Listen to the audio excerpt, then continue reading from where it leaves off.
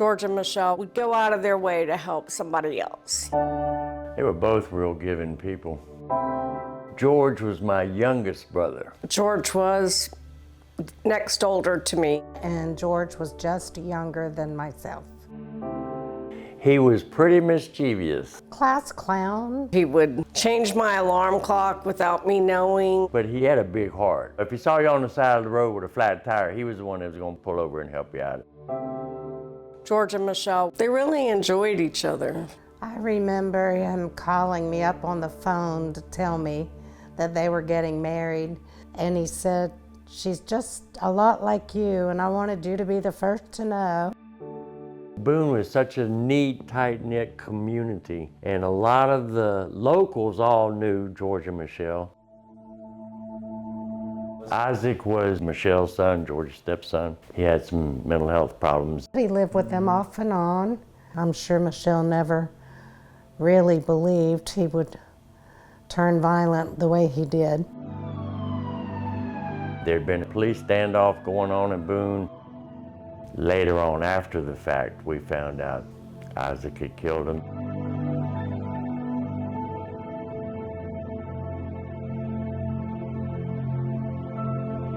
Not wanting to believe that something so drastic could happen.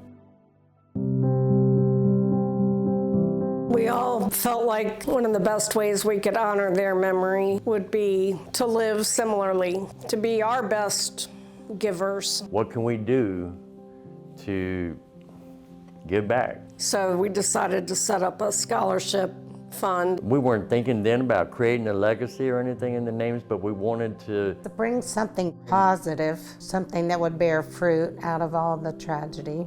We discovered the North Carolina Foundation, and it was a huge relief to us not have to manage it or start a LLC or a nonprofit and IRS hassles and all that stuff.